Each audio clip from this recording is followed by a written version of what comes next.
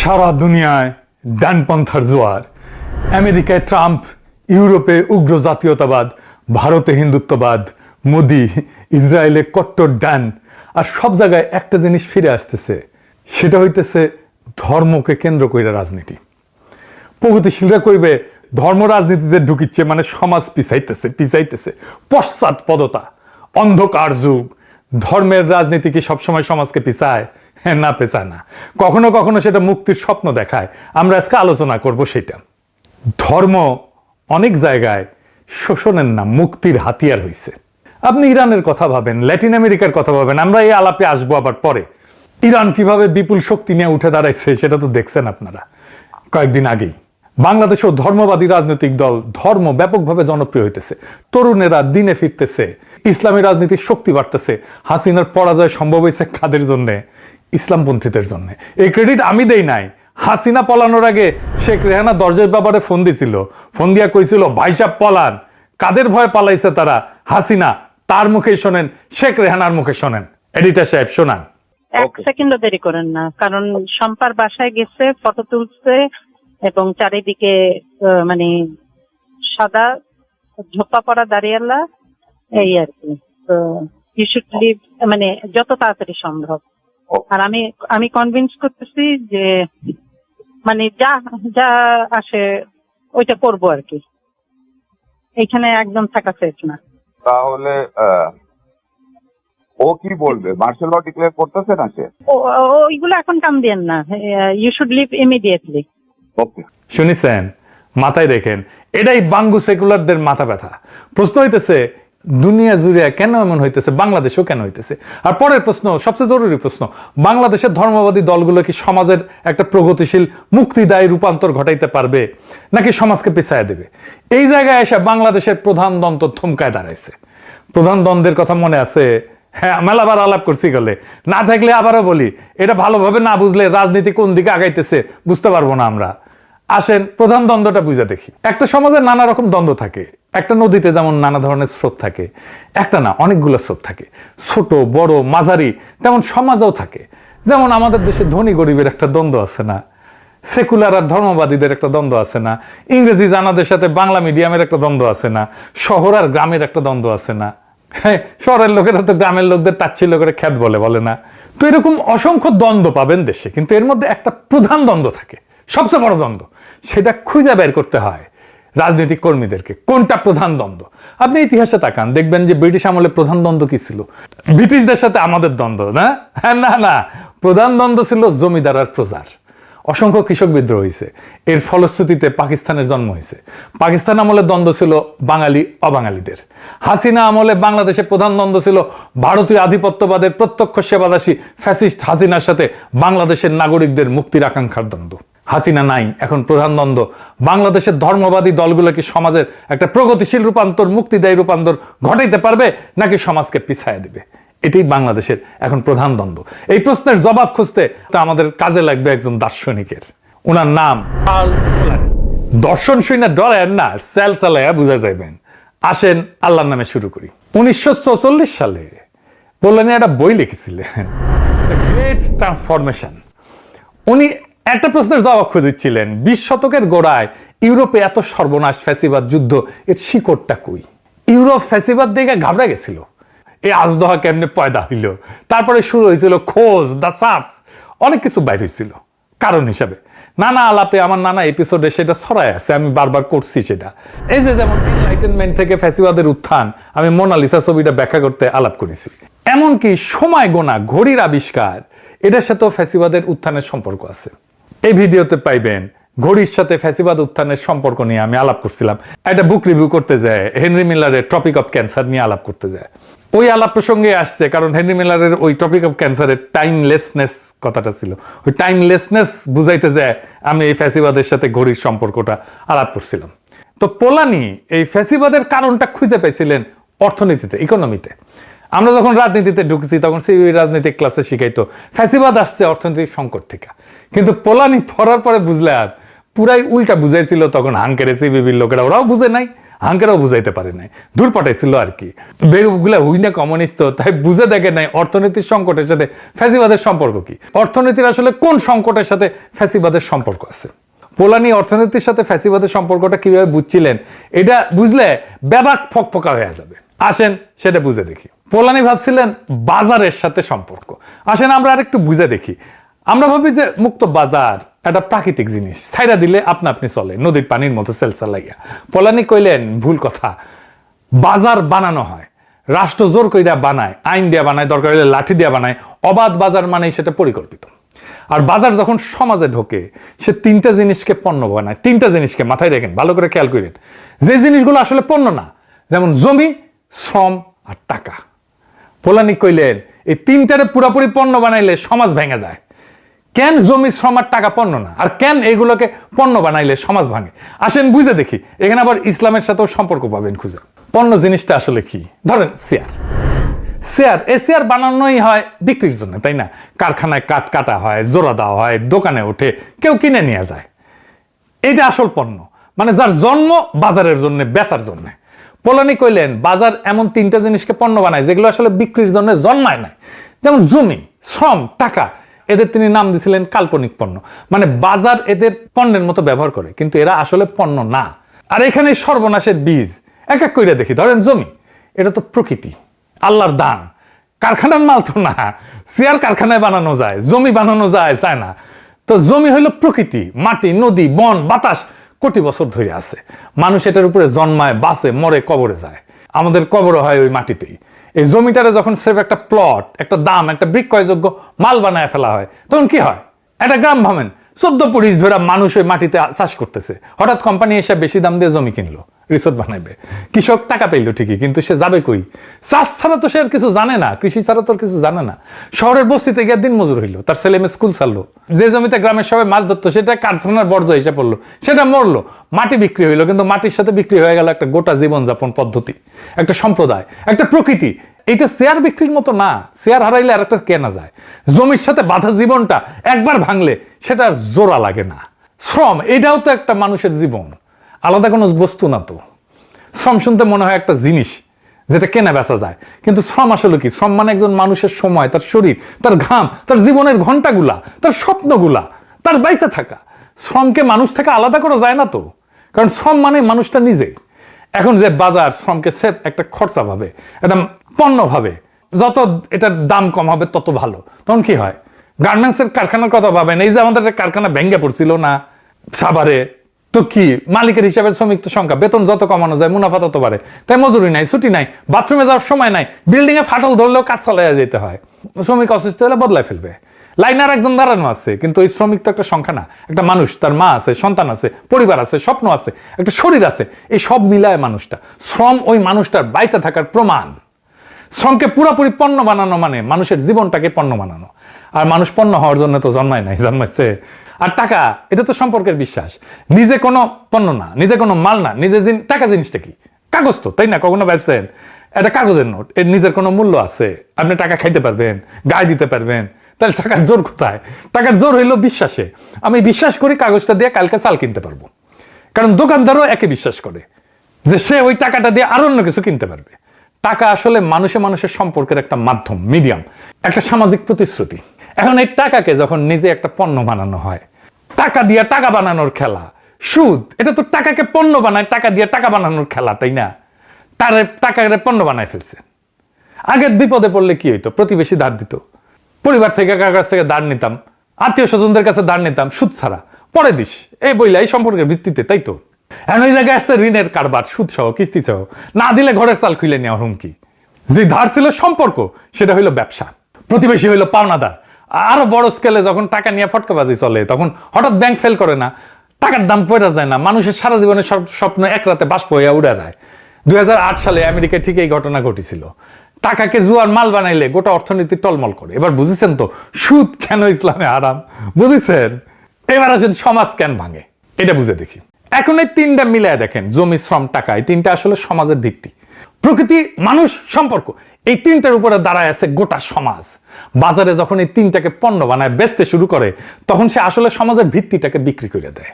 প্রকৃতি ধ্বংস হয়, নদী মরে, বন উজাড় হয়, জলবায়ু বিগড়ায় যায়, মানুষ ভাঙে, শরীর ক্ষয় হয়, পরিবার ভাঙে, মর্যাদা যায়, সম্পর্ক নষ্ট হয়, প্রতিবেশী হয় প্রতিযোগী, দায়িত্ব হয় লেনদেন, ভালোবাসা হয় হিসাব। পোলানি একটা মোক্ষম কথা কইছিলেন, বাজারকে যদি পুরোপুরি ছাইড়া দেওয়া হয়, সে মানুষ আর প্রকৃতিকে ধ্বংস করে ফেলবে। কারণ বাজার শুধু একটা জিনিস চেনে, মুনাফা মুনাফা মুনাফা। সে মানুষের মর্যাদা চেনে না, সে প্রকৃতির সীমা চেনে না, সে সম্পর্কের মূল্য চেনে না। তাই হয়েছে কিনা বলেন, সমাজ ভাঙছে না, আমাদের সম্পর্ক নষ্ট হয়ে গেছে না। আমাদের জেনারেশন সমাজ দেখছে, কিন্তু আমরা দেখছি, সম্পর্ক দেখছে, প্রতিবেশী দেখছে, একই সাথে সমাজের শক্তিটাও দেখছে। যখন সমাজ দেখে সে ভাঙতেছে নিজে, তার ভিত্তি বিক্রি হয়ে যাইতেছে, তখন সে মরিয়া হয়ে আত্মরক্ষা করে, পাল্টা আঘাত করে, ধাক্কা দেয়। কিন্তু আত্মরক্ষাটা দেখতে সবসময় একরকম হয় না। ধরেন একজন মানুষ বাজারের আঘাতে সব হারাইলো, জমি গেল, চাকরি গেল, মর্যাদা গেল, তার কৃষি গেল, তার ভিতর একটা ক্ষোভ, একটা শূন্যতা, একটা প্রশ্ন, আমার জীবনটা এমন হইল কেন, কে দায়ী, আমি এখন কিসে ভরসা করব? এই একই ক্ষোভ, একই শূন্যতা মানুষ ভরাইতে চায় বিভিন্ন জিনিস দিয়া।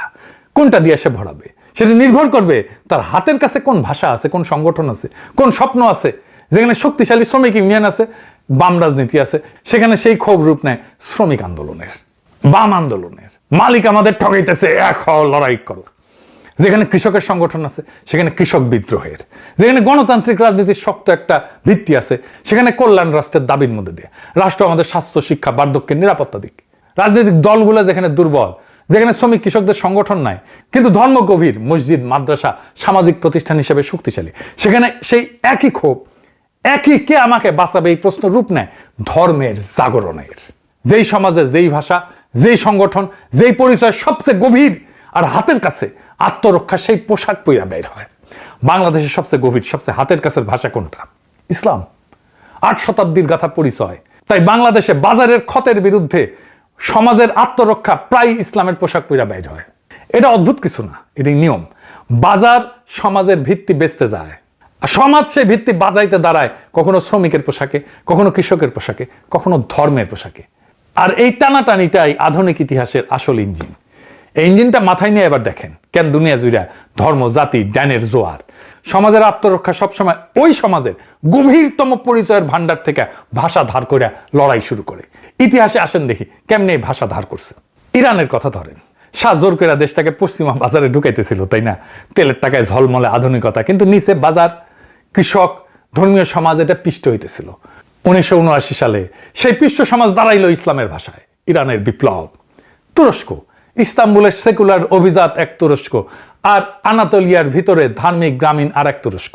বাজারের আধুনিকীকরণে যারা পিছায় পড়তেছিল, সমাজ যে ভেঙে পড়তেছিল, তারা এরদোগানের পিছনে দাঁড়াইল ইসলামের ভাষায়।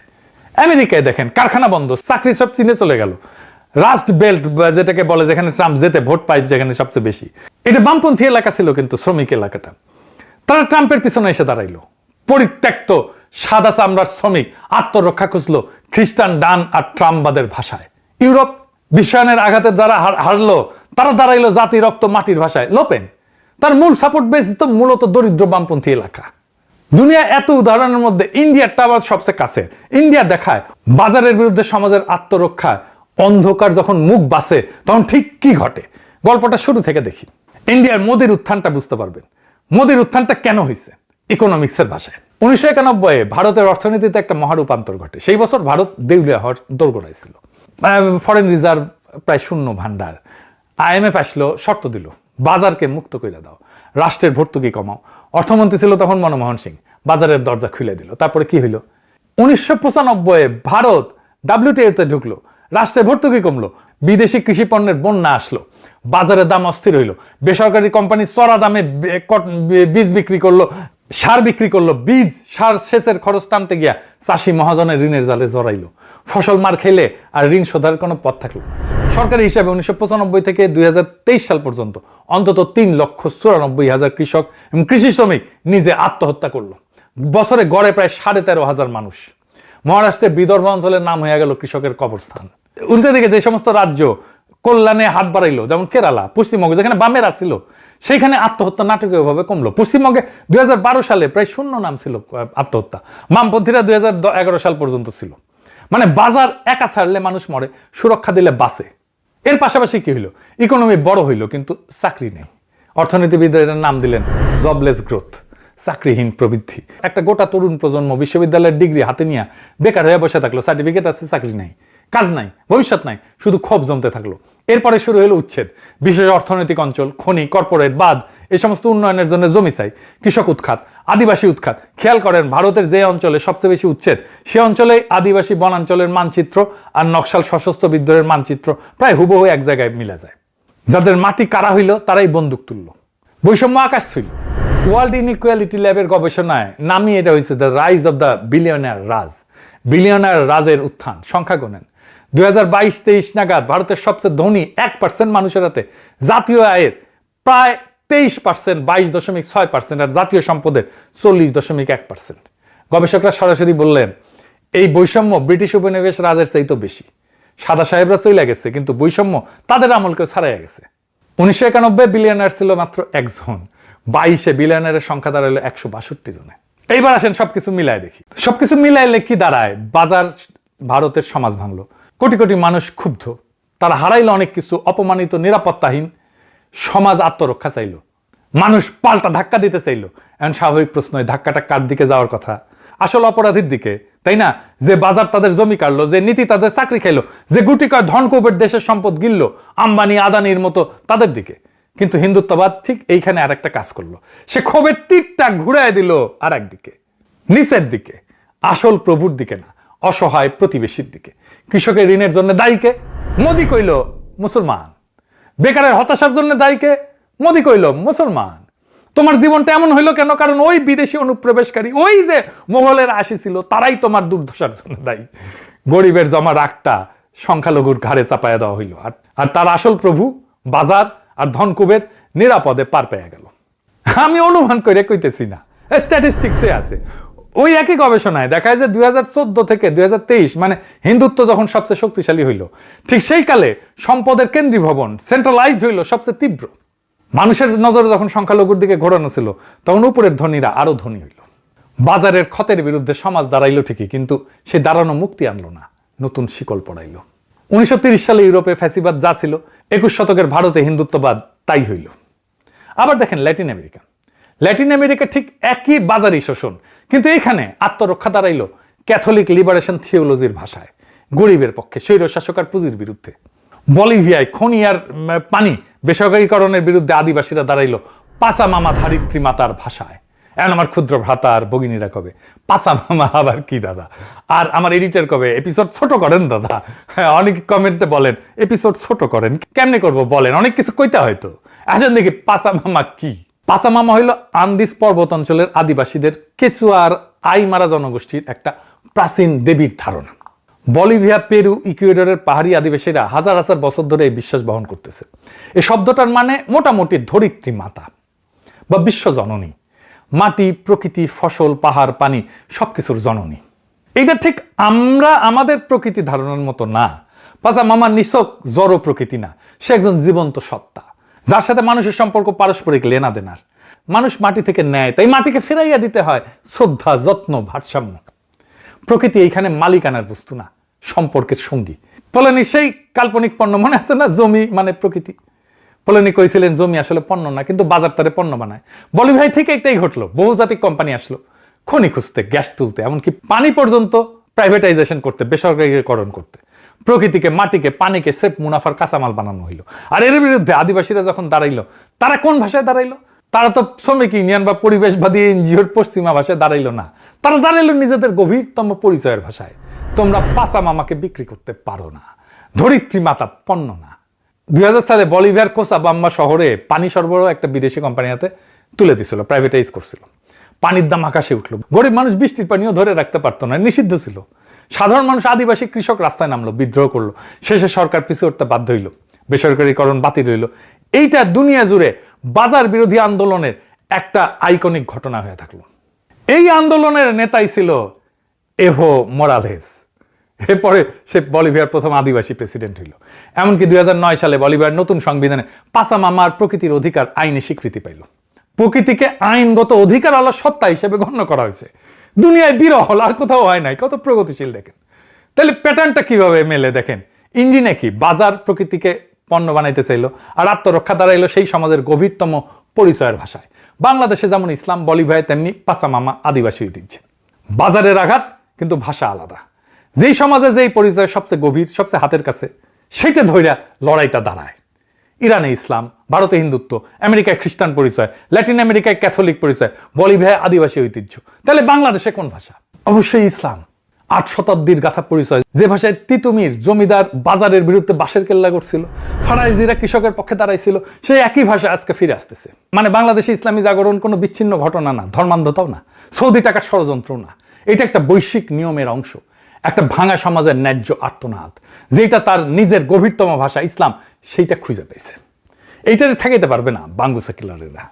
এইটা ইতিহাসের অনিবার্য গতিপথ। কিন্তু বাংলাদেশের ইসলামী শক্তি কোন অভিমুখে বাজার বিরোধী লড়াই নিয়ে যাবে সেটা এখনো পরিষ্কার না। যদি ল্যাটিন আমেরিকার মতো মুক্তির পথে যায় তাহলে স্বাগতম, আর ইন্ডিয়ার মতো যদি অন্ধকারের পথে যায় তাহলে আমাদের দুর্ভাগ্য। কিন্তু যেই রাস্তাতেই যাক, বাঙ্গু এলিটদের সেকুলার লিবারাল রাজনীতির আয়ু আর বেশি দিন নাই। আমাদের কাজ হইতেছে আমাদের আজকের আগামীর লড়াইটাকে মুক্তির পথে চালিত করা, এই পথে অগ্রসর করা। এছাড়া আমাদের কোনো উপায় নাই। সেই পথেই অগ্রসর করাইতে হবে, কারণ ওই পথেই আমাদের আজাদি। ইনকিলাব জিন্দাবাদ, আজাদি জিন্দাবাদ।